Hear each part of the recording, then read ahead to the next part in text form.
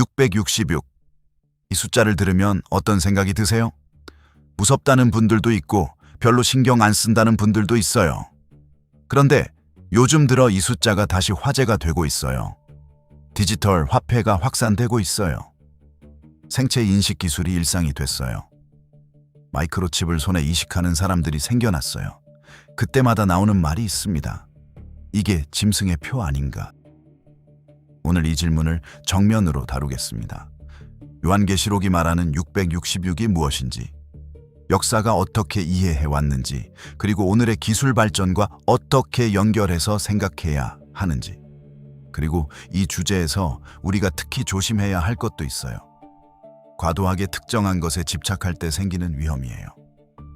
오늘 이 모든 것을 같이 봐요.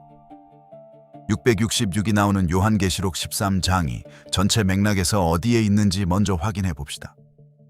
12장에서 용이 등장했어요. 사탄이에요. 그런데 용이 직접 행동하는 게 아니라 두 짐승을 앞섭니다. 13장에 두 짐승이 나와요. 첫 번째 짐승은 바다에서 올라와요. 1절부터 10절이에요. 이 짐승이 온 세상에 권세를 행사하고 사람들이 경배합니다. 두 번째 짐승은 땅에서 올라와요. 11절부터 18절이에요. 이 짐승은 첫 번째 짐승을 위해 사람들이 경배하게 만들고 짐승의 표를 강요합니다. 오늘 우리가 볼 본문은 이 두 번째 짐승과 666이에요. 두 짐승이 무엇을 상징하는지에 대해서는 해석이 다양해요. 프리터리스트는 첫 번째 짐승이 로마 제국을, 두 번째 짐승이 황제 숭배를 강요하는 로마의 종교 체계를 가리킨다고 봐요. 퓨처리스트는 아직 오지 않은 적그리스도와 거짓 선지자를 가리킨다고 봅니다. 이상주의적 해석에서는 어느 시대에나 나타나는 억압적 세속 권력과 그것을 지지하는 거짓 종교 체계를 상징한다고 봐요. 이 배경을 알고 13장 11절부터 18절을 읽어봅시다. 11절부터 12절입니다. 내가 봄에 또 다른 짐승이 땅에서 올라오니 어린 양같이 두 뿔이 있고 용처럼 말을 하더라. 그가 먼저 나온 짐승의 모든 권세를 그 앞에서 행하고 땅과 그 가운데에 거하는 자들을 처음 짐승에게 경배하게 하니 곧 죽었다가 살아난 자니라. 두 번째 짐승이 어린 양 같다고 했어요. 이게 중요합니다. 어린 양처럼 보이는데 용처럼 말한다는 거예요. 이게 두 번째 짐승의 핵심이에요. 외형은 선해 보이고 친근해 보이는데 실제로는 거짓말하는 존재예요. 요한계시록 후반부에서 이 두 번째 짐승은 거짓 선지자라고 불려요. 큰 이적을 행하되 심지어 사람들 앞에서 불이 하늘로부터 땅에 내려오게 하고 짐승 앞에서 받은 바 이적을 행함으로 땅에 거하는 자들을 미혹하며 개 13장 13절부터 14절까지 이적과 기적으로 미혹한다는 거예요. 이게 오늘 우리에게도 중요한 경고예요. 기적이 일어나도 그게 다 하나님에게서 온 것이 아닐 수 있어요. 이제 16절부터 18절까지를 읽겠습니다. 666이 나오는 부분이에요. 그가 모든 자 곧 작은 자나 큰 자나 부자나 가난한 자나 자유인이나 종들에게 그 오른손에나 이마에 표를 받게 하고 누구든지 이 표를 가진 자 외에는 매매를 못하게 하니 이 표는 곧 짐승의 이름이나 그 이름의 수라. 지혜가 여기 있으니 총명한 자는 그 짐승의 수를 세어보라. 그것은 사람의 수니 그 수는 666이니라.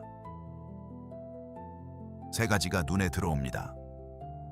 첫째, 오른손이나 이마에 표를 받는다는 거예요.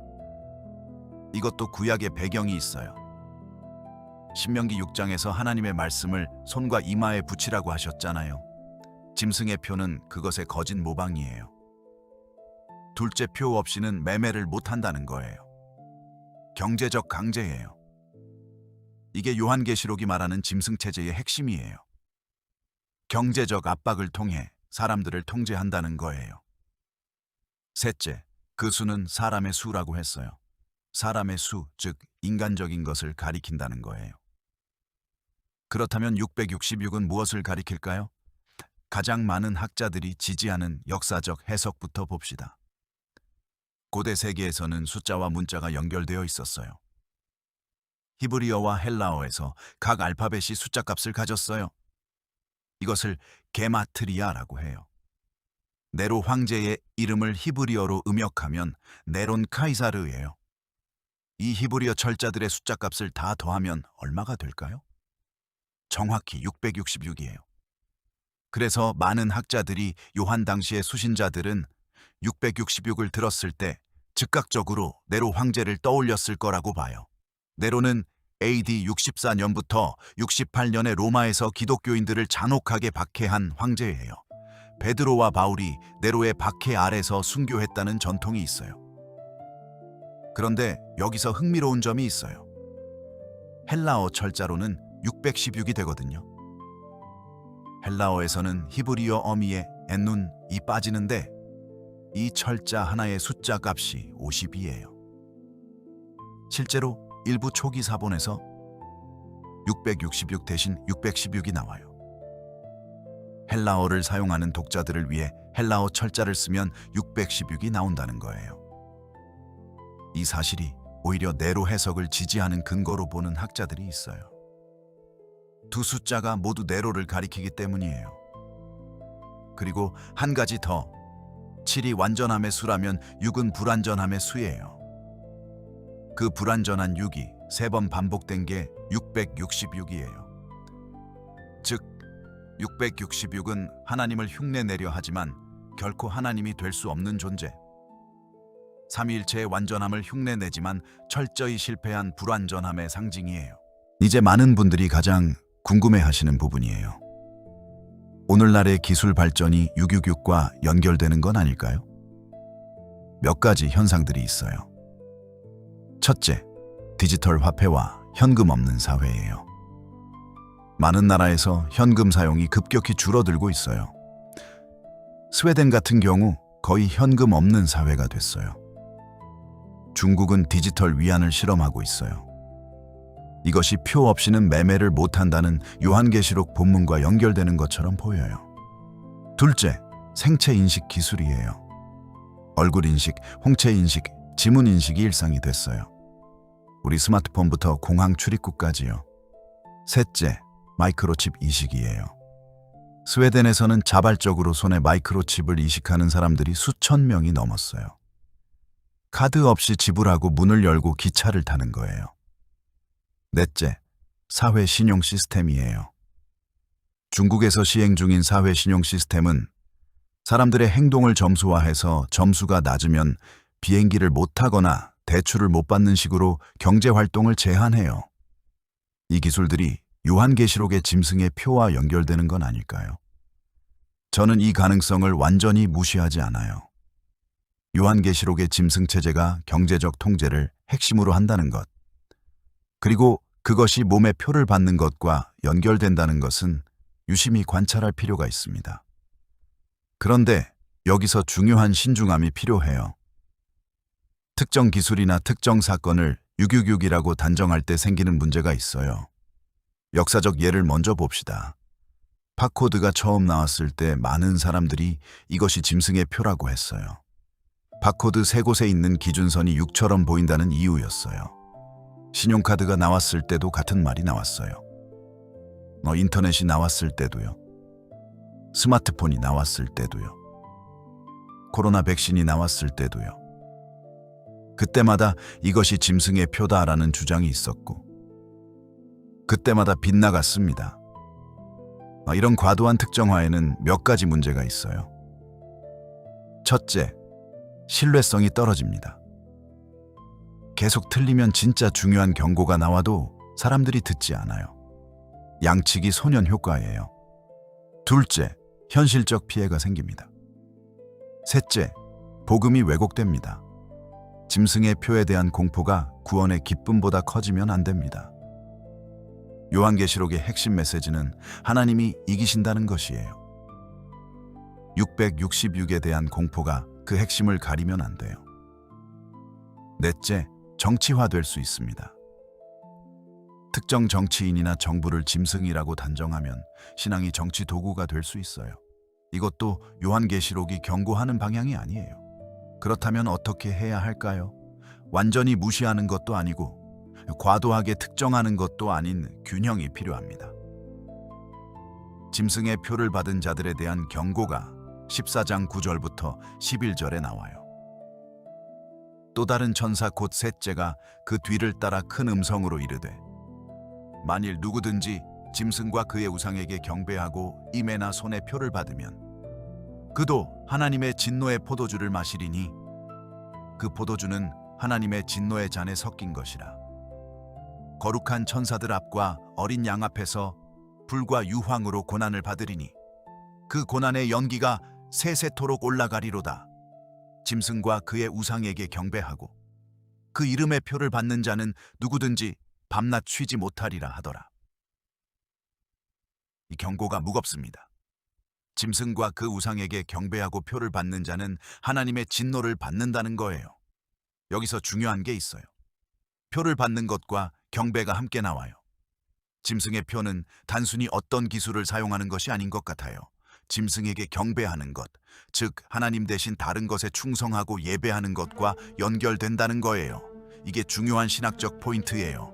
오른손에 표를 받는 게 단순히 손에 마이크로칩을 이식하는 것이라면 세계에서 마이크로칩을 이식한 모든 사람이 짐승의 표를 받은 게 될까요?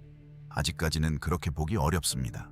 짐승의 표의 핵심은 기술이 아니라 충성과 경배의 문제예요. 하나님이 아닌 다른 것에 자신의 존재를 걸고 그것을 위해 신앙을 포기하는 것. 그게 짐승의 표의 영적 의미예요. 그러나 앞에서도 언급했듯이 첨단 기술이 발달하면 할수록 해킹에 노출되기 쉽고 해킹 방지를 위해 정부의 통제를 요구하면 신체에 칩을 넣는 것은 시간 문제가 되겠지요. 그리고 현재 뉴럴링크의 시스템이 뇌에서 신호를 읽어서 외부 기기를 제어하는 수준까지 와 있지만 뇌와 칩 사이의 양방향 제어가 가능한 날도 머지않았음을 알 수 있습니다. 그래서 저는 개인적으로 몸에 삽입하는 칩 세상이 오면 어떤 불편함에도 거부할 거고요. 자, 이제 오늘 이야기를 실용적으로 정리해 봅시다. 666에 대해 우리가 가져야 할 자세가 있어요. 첫째, 성경이 말하는 것을 제대로 알아야 합니다. 666은 단순한 숫자 공포가 아니에요. 묵시 문학적 언어로 표현된 하나님이 아닌 것에 대한 충성의 경고예요. 역사적으로 네로 황제를 가리켰을 가능성이 크고 동시에 어느 시대에나 하나님을 대적하는 세력의 특성을 상징해요. 둘째, 현재 기술에 대해 분별 있게 바라봐야 합니다. 디지털 화폐, 생체 인식, 마이크로칩 이식. 이것들이 요한계시록의 짐승 체제와 유사한 방향으로 발전하고 있다는 관찰은 의미가 있어요. 셋째, 경배의 문제에 집중해야 합니다. 짐승의 표의 핵심은 기술이 아니라 경배예요. 지금 나는 무엇을 위해 신앙을 타협하고 있는가? 무엇을 위해 하나님을 뒤로 미루고 있는가? 무엇이 내 삶의 실제적 주인인가? 이 질문이 짐승의 표의 핵심 질문이에요. 넷째, 깨어있되 공포에 사로잡히지 않아야 합니다.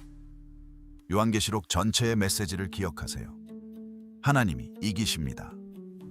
666의 짐승이 아무리 강해 보여도 요한계시록의 결론은 새 하늘과 새 땅이에요. 하나님의 승리예요. 이 확신을 붙들고 있으면 세상의 어떤 변화에도 공포 없이 깨어 있을 수 있어요. 마지막으로 원래 수신자들 이야기를 잠깐 해봅시다.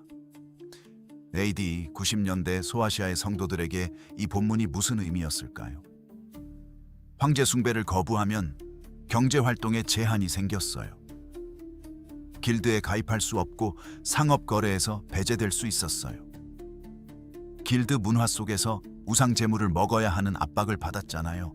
그게 당시 성도들이 경험한 짐승의 표 강요의 실제 모습이었을 거예요. 황제의 상을 경배하면 경제 활동이 가능해요. 거부하면 사회에서 배제됩니다. 이 상황에서 요한계시록 13장이 주는 메시지는 이거예요. 지금 당신이 경험하는 이 압박이 우연이 아닙니다. 이것이 짐승 체제의 작동 방식이에요. 그러나 두려워하지 마세요. 14장 9절부터 11절까지의 경고 바로 다음에 12절이 나와요. 성도들의 인내가 여기 있나니 그들은 하나님의 계명과 예수에 대한 믿음을 지키는 자니라. 인내하라는 거예요. 하나님의 계명을 지키고 예수에 대한 믿음을 지키는 것, 그게 짐승의 표에 대한 답이에요. 오늘도 함께 해주셔서 감사합니다.